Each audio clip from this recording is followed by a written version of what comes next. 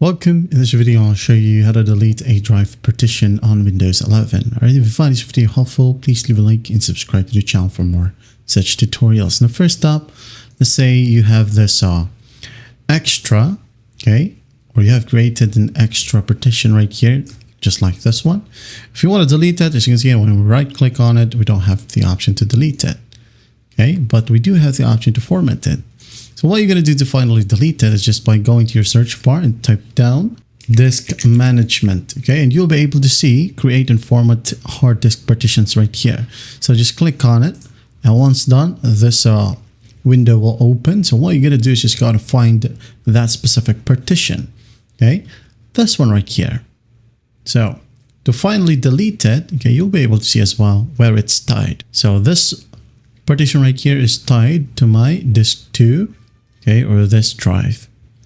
All right, so what we're going to do is just right click on it and just delete the volume and just hit on yes. Yes again. Yes once more. Okay. Wait for the process to finish. And after that, it will say unallocated right here. And as you can see, we have this free partition, okay, or free space. So what we're going to do to transfer it from here to the drive where it's tied, okay, for example, this one, 9.77 will be added right here. So what we're going to do is just right click on the drive where it's tied. Okay, now go ahead and click on extend volume. There you go, hit on next. Now usually the amount of space that is available will be listed right here. If not, you can just go ahead and extend this one to the highest, okay? And once that's done, just click on next, finish, and here you have it. It is now moved. And that's basically it.